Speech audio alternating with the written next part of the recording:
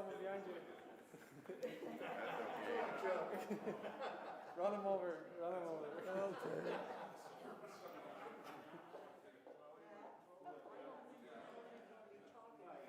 That's right.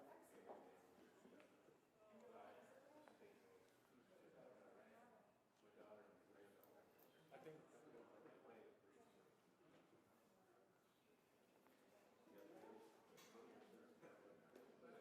Where'd you get that? What is that? Rich Indian. It don't tell time. It's nuclear, and it has to go back to Chicago. It's some kind of nuclear device, it has to be set by the factory. That was my $20,000.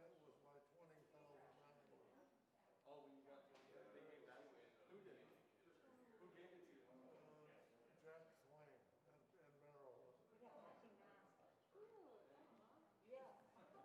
I think Ryan's about to come in. I think. Is it over yet? Not yet. I'm hungry.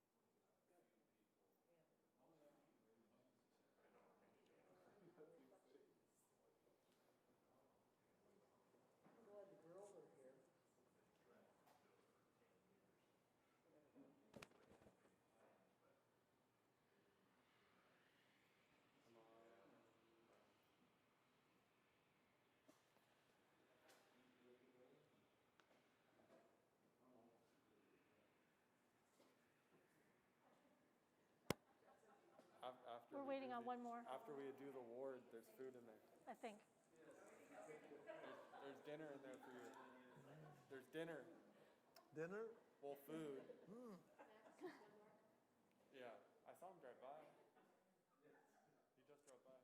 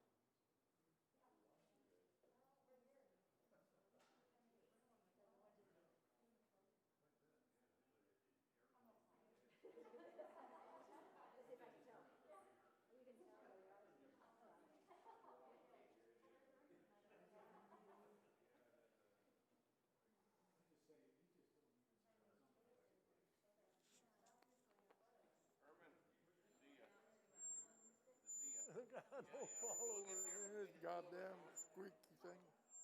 Yeah.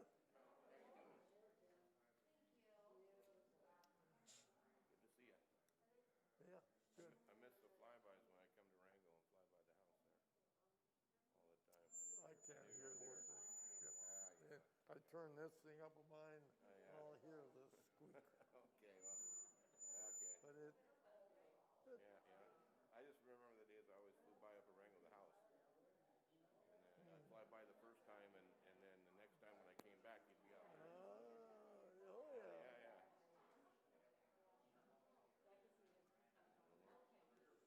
Yeah. Yeah, that's surprising for me that they get this. Yep.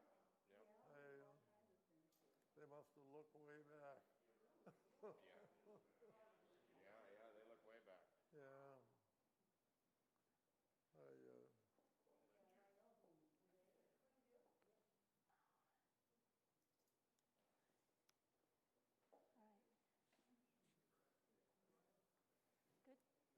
Wonder what's the matter with this goddamn thing of mine. It squeaks like hell.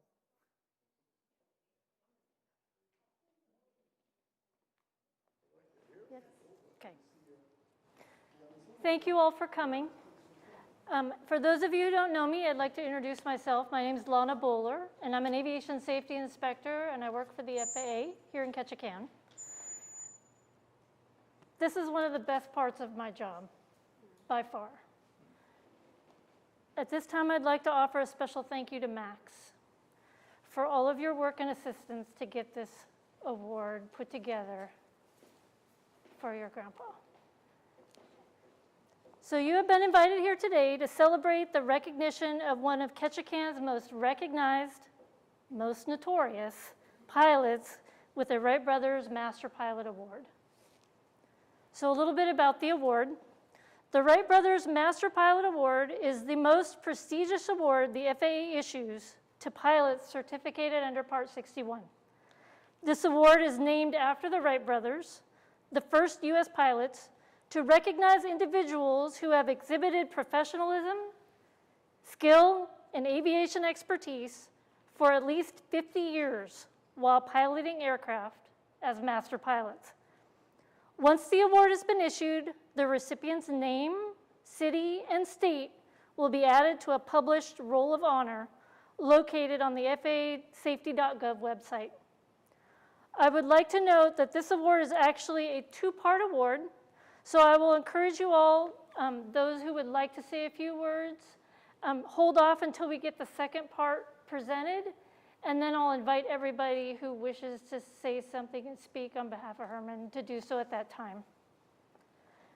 So to be eligible for this award, the nominee must have 50 or more years of civil and or military flying experience. Up to 20 of those required 50 years may be U.S. military experience. The effective date of those 50 years is a nominee's first solo flight or military equivalent. And those 50 years may be computed consecutively or non-consecutively. It should be noted that a current flight review or medical certificate is not required at the time of nomination. 50 years. To the pilots in the room, this should have a resounding effect. 50 years of flying in Alaska. I look around the room, and I can calculate approximately the total number of flight hours represented by pilots from Ketchikan here. Steve, Jeff, Mike, Herman, Chuck, JJ, Kirk. Probably 200,000 flight hours in this room today. Those of you who are representing those flight hours probably know what it means to build 50 years of that time. I am encouraged and amazed at the legacy of aviation professionals intertwined with this nominee, who can truly understand the depth of what 50 years of flying here in Ketchikan and Alaska represents.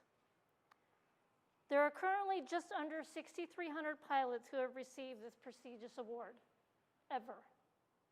To my knowledge, this is only the second Wright Brothers Master Pilot Award presented here in Ketchikan.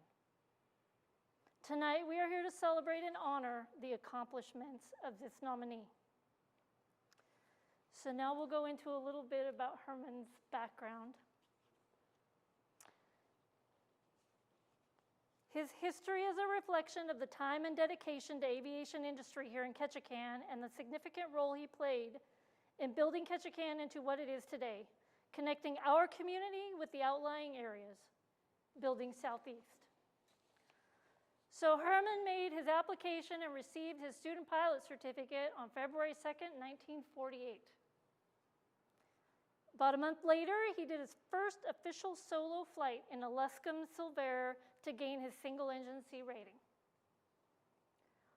On April 10th, 1948, he received his private pilot's license after recommendation from flight instructor Edwin Sessman of Weber Air Service and a recommendation by examiner James Weber.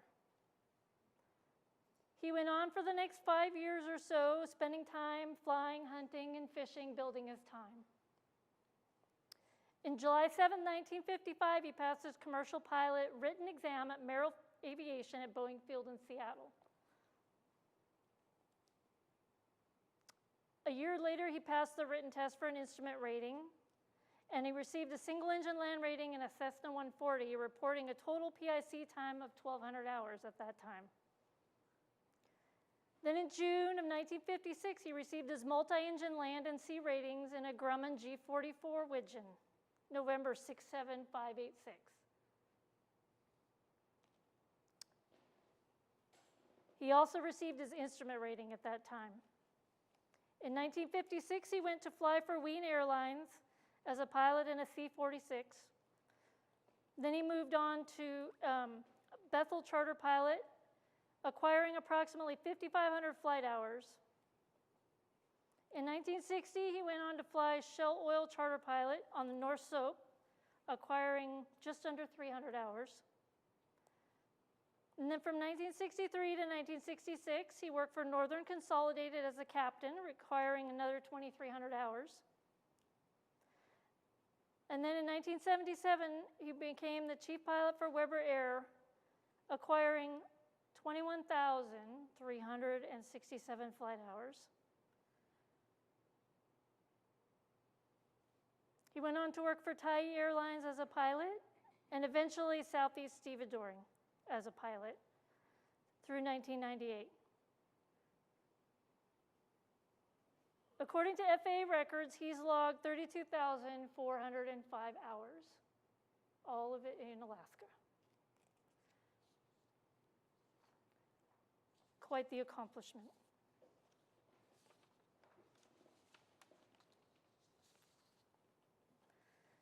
So as part of this nominee's application, there is also a requirement for 3 letters of recommendation for the nominee from fellow pilots. I would like to read a few excerpts from these letters. I have known Herman since 1975. I worked with Herman as a dock boy. He trained me to fly and was my mentor for many years. I credit him with helping me to be an excellent pilot. Herman is a legend in Ketchikan. He was instrumental in all aspects of the aviation community in Ketchikan.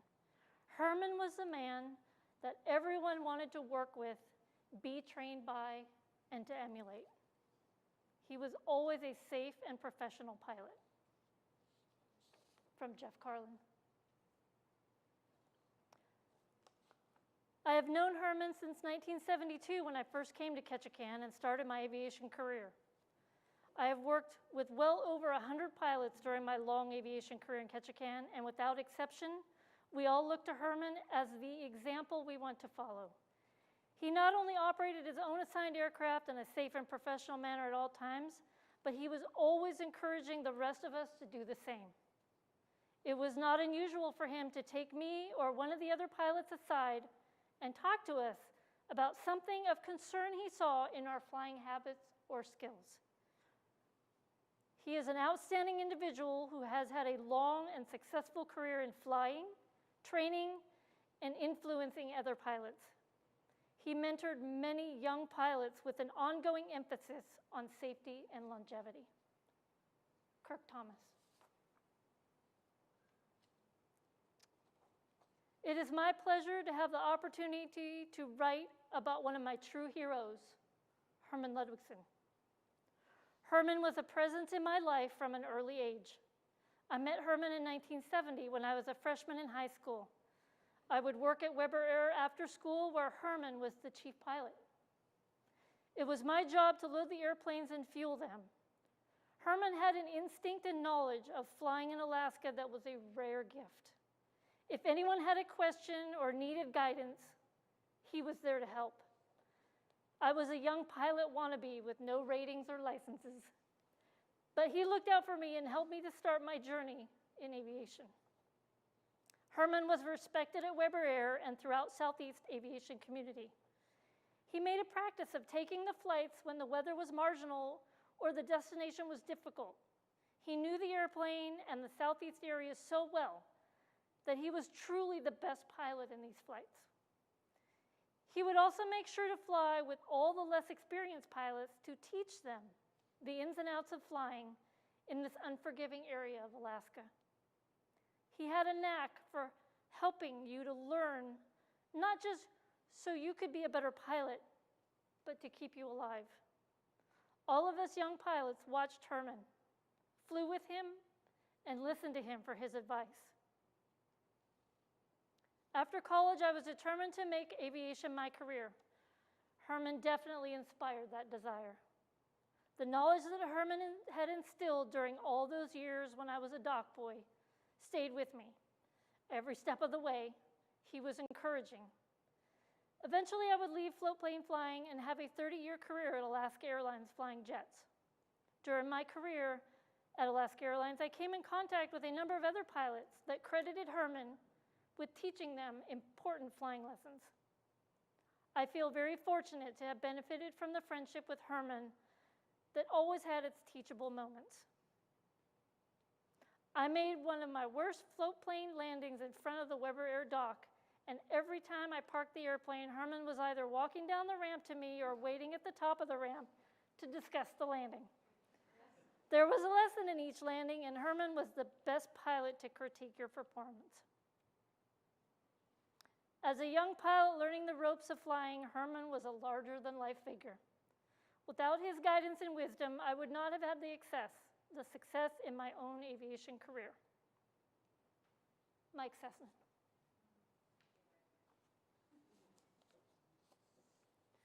With that, it is my honor to present the FAA's Wright Brothers Master Pilot Award to Ketchikan's own, Herman Ludwigson.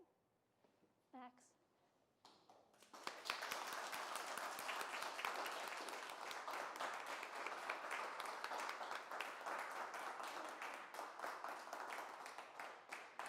Yep.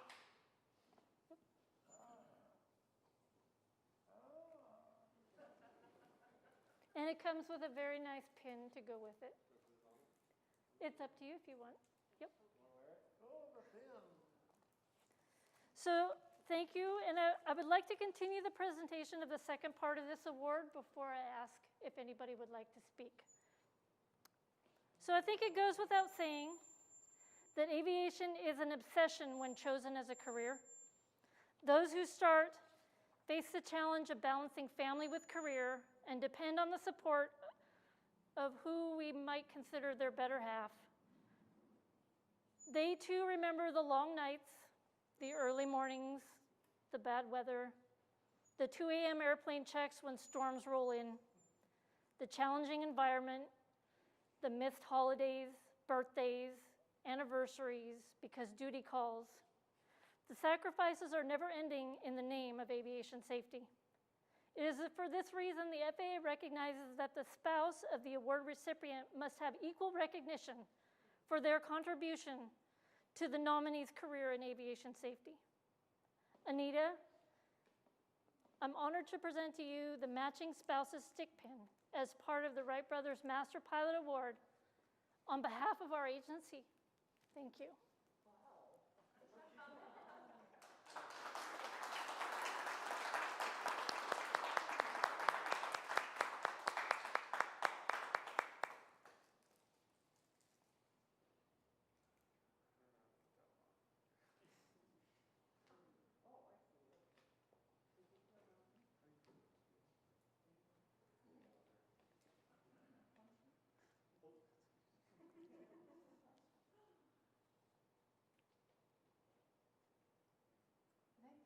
Thank you.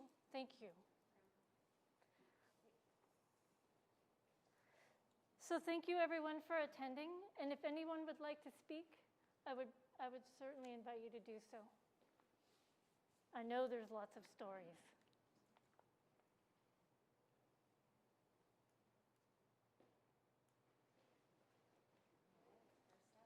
I don't know how to speak very well, but I just want to thank my dad for raising me the way he did and all the hunting trips. Thank you, Dad.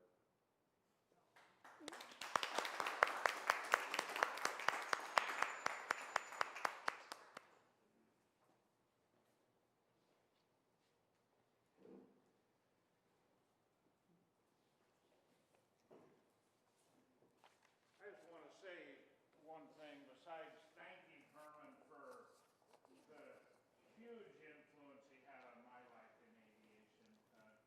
I don't think there's any way he could ever know how big of an influence he had on all of us that worked on the waterfront here. When I first started flying, I was at Coast Air. Herman was down at Weber Air, and it was kind of a, everybody would watch, see when Weber started putting in their airplanes to know whether anybody on the waterfront was going to fly. And it took a while for me to figure out it was because Herman was down there, and this guy literally controlled the weather. And that's the only thing I've ever figured out. We could have 0 fog in the morning, and he'd say, "Don't worry about it, kid. We'll be flying at 11 o'clock. And at 11 o'clock, we're flying. And that happened repeatedly, many, many times, whether it was high wind or what. And that was a skill I wanted to acquire, and he just would never teach me that. He'd pat me on the back and say, "Kid, just stick with me. You'll be okay." And I'm glad I did. But thanks to Herman and Anita, I know you were very supportive too, and we appreciate you and sharing him with all of us. It was great. So thank you, Herman. Appreciate it.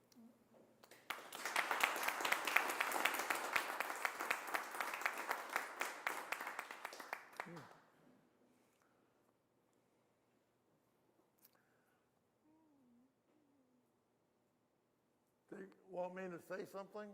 You're welcome to if you'd like. I'm willing to say a lot. I've had a good experience flying, but I kind of look way back when I was born in Seattle, 1927. I could hear airplane engines. A little guy in a crib. I knew damn well something was going to happen. But flying has been a good career. Got good grandson coming up behind me, and I put a lot of time in the air, lots of time. Some people don't believe it, but I brought some records with me in a bag somewhere, some nice pictures that you'd be glad to see of what goes on way up away from Guard Island, like maybe Bethel, Point Barrow. I spent 10 years up in the Arctic, and I did a lot up there. I found bragging is not my game, but I found 9 downed airplanes, lost airplanes. Some of them had people in it underwater, and rescued 9 Air Force people from a 123. Radioed Mayday up in to the Bethel Tower, and I was out there flying. Not a good day to be flying, but I was. And this Air Force guy lost an engine and went down, and the FAA had me turn around and go get him, or go find him. I was the only one out there and that kind of stuff. So I found them, and they were okay. You got some nice pictures. 123, lost the gear, 1 engine. I radioed Bethel, and they sent some help out, and we moved them to Bethel. Unbeknownst to the Air Force and anybody else, this guy came down through the overcast and wide open to a slough that he could land on. It was frozen. and this big airplane sitting there on the ice. Looked awfully strange. I have some. And it took them a while. They came back and rebuilt the thing. They flew me back, and we drilled holes in the ice, make sure that they could hold a full 130. And they came in with a complete Air Force repair, rebuilt the airplane, and I got pictures of it flying away. It was really interesting, but I have done, you know, quite a bit of that, and it's all in my records. It's not just talk. It's done a lot that way, and even down here with the Ellis Hall airplane and other ones here, Builder Backs with the Carter Lake. And I seem to be at the right place at the right time to help somebody at times that wonder why. And I just don't still understand it. But I appreciate the award and things that have come about for me and my wife and family. And I'm 93 now, so I ain't got much time left, but I'm working on it. I'll hold off for a while. But yeah, I've had a good flying life. It helped a lot of people. That was the main thing. Do my job flying people to camps, loggers, and stuff. I have one story I'd like to tell you other than that. I got time? Yeah. I was flying Weber's Grumman 45, nice one, big white thing. I was over in the Prince of Wales area up north of Whale Pass. I got a call from Hagen and Sunstead Logging Company on Tuxicam. And they had two loggers got run over by a log and got to get them to town. Well, I was close, so here I go over there. I folded up the seats. It was folded seats, not regular seats, side seat. And they put the two guys on stretchers in there with a nurse in the back, and they turned me loose, pointed me out so I could miss the rocks, so I could get out in the open and take off, get down. And I primed the engines, got ready, it's a couple of old stuff up here. Hit the starter on the right engine. No, wouldn't start. Tried the right engine, left engine, no, wouldn't start. Dead battery. So, you know, it's unknown to some people, but you can do it.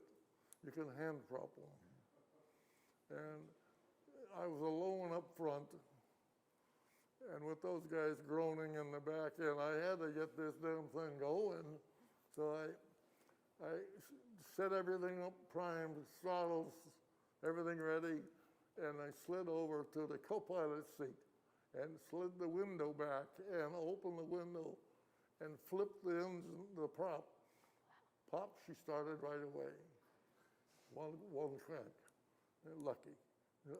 So then they let me go, and I went out in the water trying to get the left engine going. So I had to do the same thing. I had to open my window on that side, a slide window, and reach out and grab that prop and flip it. And luck was with me. It started. So we got the guys to town, and they survived. But those are the kind of things that we did as bush pilots out there in the crummy stuff and doing the best you can to help people. And that was my job. And I could go on for hours with rescues and drowning guys. It just seemed continuous until I retired from Southeast Stevedore in '98. But had a good life, very good. Met a lot of people, made a lot of friends.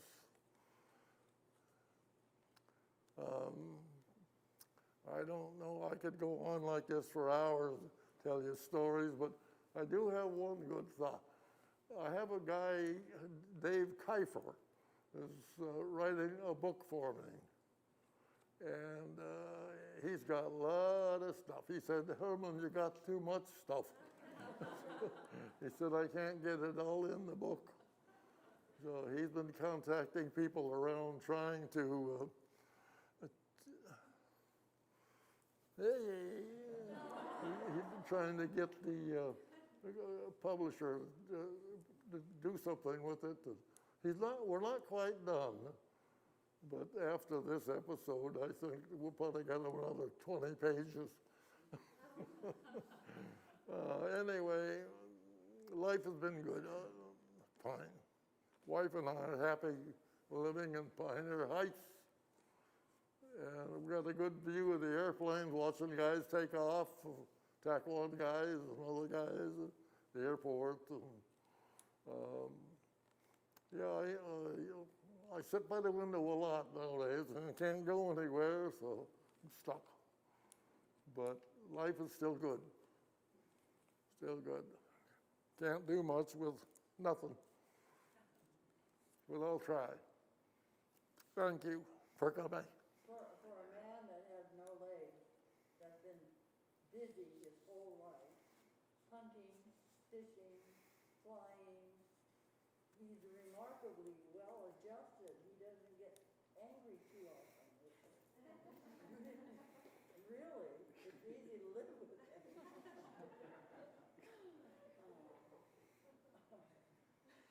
Anyway, I love him. We have a routine, so. I gotta get home, hang this up. There you go. Don't forget dinner first. Thank you so much. I really appreciate you all coming. Really do. Thank you. Thank you.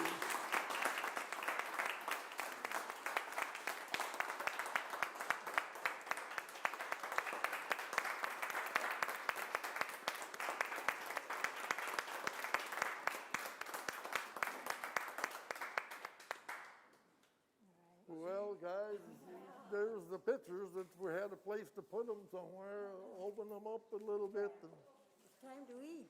I didn't get to. hey, I have Lana. heard so many good stories about you through the years. They always make me smile. Always. There's only one best of the best. Okay. They're that guy. Or not. Yeah, good. Thank you. Yeah, that thing is. Can I get a picture of you and Mike together? Hey, she wants a picture of you and Mike. Yeah, if they want to look, there's some in there that.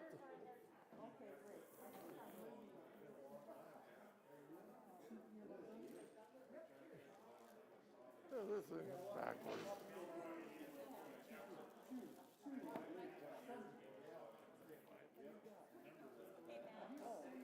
You guys can come on over and some today, Mikey. You talk about being in the right place at the right time. Okay, let me get a picture. Max is behind you. For most of us pilots in the room, we're in the right place. Good shot there.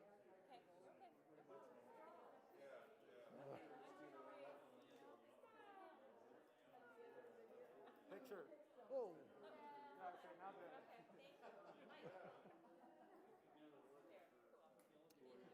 Yeah, there's. Max, stand there. I'll get a picture of you so you grab them. Nice job. Thank you. You guys are hungry. There's food in the other room. I gotta. This thing ain't doing me a damn bit of good. Yeah. Now what? Well, then look at your side. Yeah. It's good. Thank you. Yeah, it's nice. Yeah. You did a good job, kid. Thank you. I'm gonna say bye to Lana. Okay. Hey, Nina. Good. That was pretty cool. That was pretty cool. Nice ceremony. Good job, Herman. You gotta talk loud. What's that? Talk loud. Yeah. I Very can't- good.